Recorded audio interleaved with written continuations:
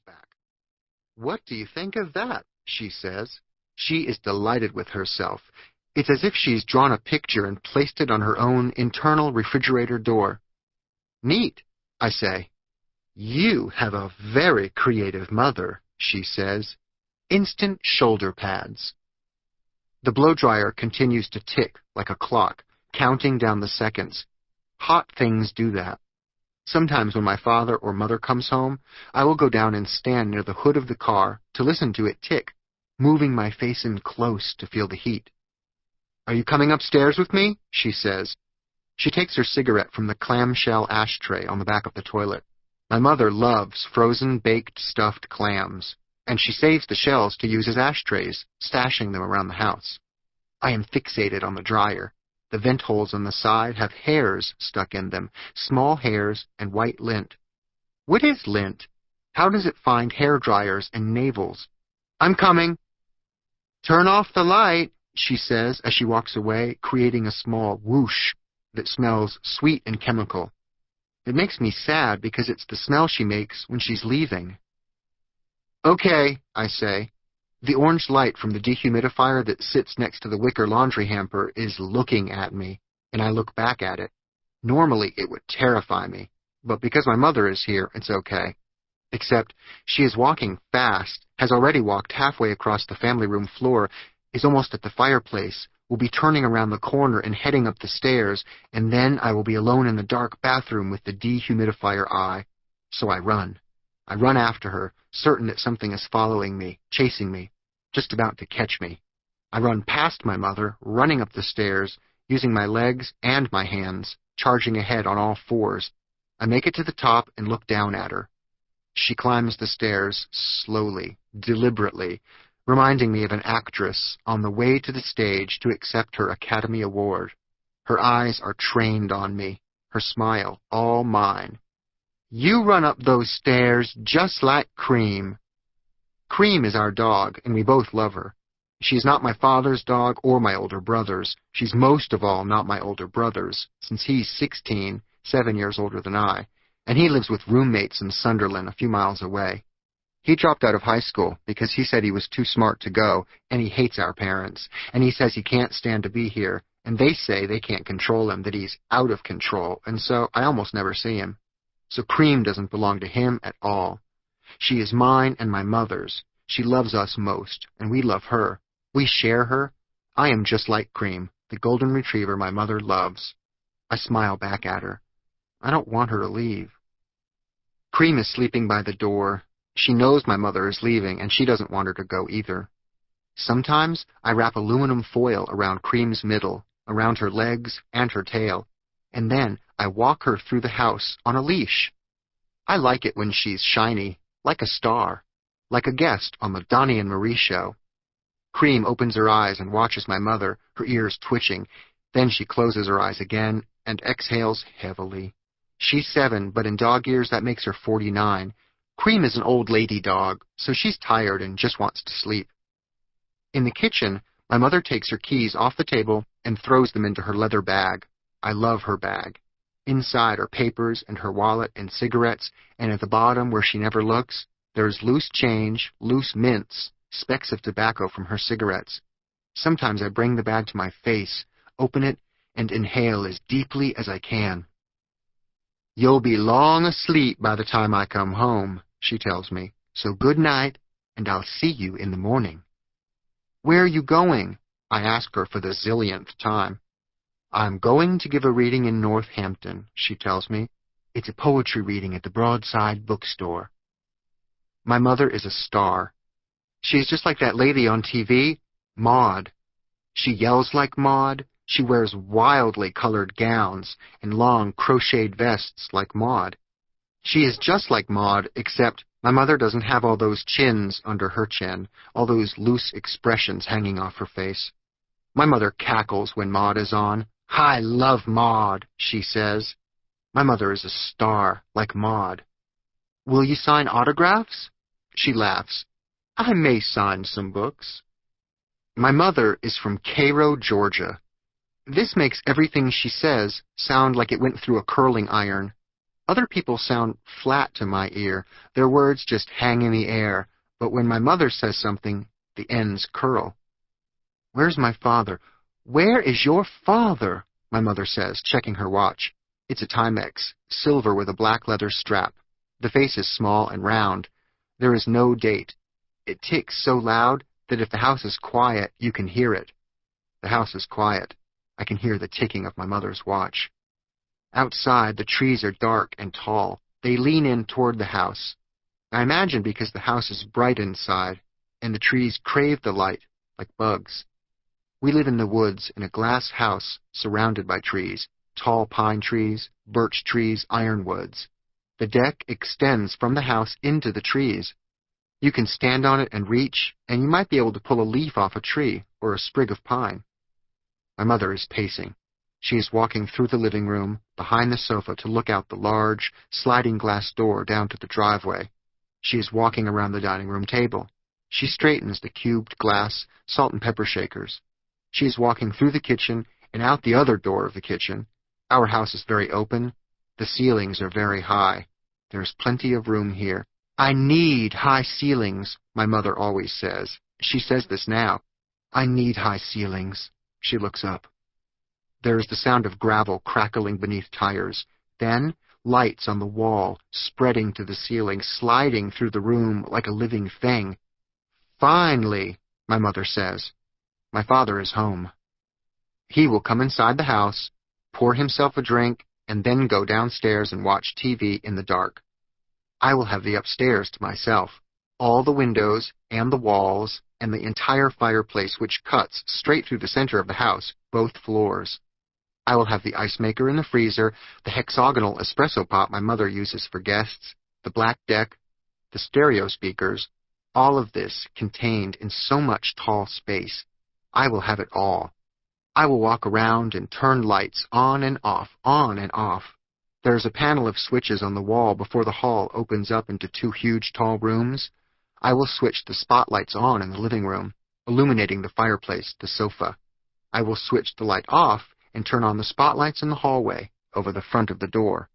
I will run from the wall and stand in the spotlight. I will bathe in the light like a star, and I will say, "Thank you for coming tonight to my poetry reading." I will be wearing the dress my mother didn't wear. It is long, black, and 100% polyester, my favorite fabric because it flows. I will wear her dress and her shoes, and I will be her. With the spotlights aimed right at me, I will clear my throat and read a poem from her book. I will read it with her distinctive and refined Southern inflection. I will turn off all the lights in the house and go into my bedroom, close the door. My bedroom is deep blue. Bookshelves are attached to the wall with brackets on either side of my window. The shelves themselves are lined with aluminum foil. I like things shiny. My shiny bookshelves are lined with treasures. Empty cans, their labels removed, their ribbed steel skins polished with silver polish. I wish they were gold. I have rings there, rings from our trip to Mexico when I was 5. Also on the shelves, pictures of jewelry cut from magazines, glued to cardboard, and propped upright. One of the good spoons from the sterling silver my grandmother sent my parents when they were married, silver my mother hates, God awful tacky, and a small collection of nickels, dimes, and quarters, each of which has been boiled and polished with silver polish while watching Donnie and Marie or Tony, Orlando, and Dawn. I love shiny things. I love stars. Someday, I want to be a star, like my mother, like Maud. The sliding doors to my closet are covered with mirror squares I bought with my allowance. The mirrors have veins of gold streaking through them. I stuck them to the doors myself. I will aim my desk lamp into the center of the room and stand in its light, looking at myself in the mirror. "Hand me that box," I will say to my reflection. "Something isn't right here." Little Boy Blue Navy Blazer. My fondness for formal wear can be traced to the womb. While pregnant with me, my mother blasted opera on her record player while she sat at the kitchen table addressing Saisies to the New Yorker. Somehow, On the deepest, most base genetic level, I understood that the massively intense music I heard through her flesh was being sung by fat people dressed in cummerbunds and enormous sequined gowns. When I was 10, my favorite outfit was a navy blazer, a white shirt, and a red clip-on tie. I felt I looked important, like a young king who had ascended the throne because his mother had been beheaded. I flatly refused to go to school if my hair was not perfect, if the light didn't fall across it in a smooth blonde sheet. I wanted my hair to look exactly like the mannequin boys at Anne August, where my mother shopped. One stray flyaway was enough to send the hairbrush into the mirror and me running from my room in tears. And if there was lint on my outfit that my mother couldn't remove with masking tape, that was a better reason to stay home than strep throat. In fact, the only day of the year I actually liked going to school was the day the school photo was taken. I loved that the photographer gave us combs as parting gifts, like on a game show.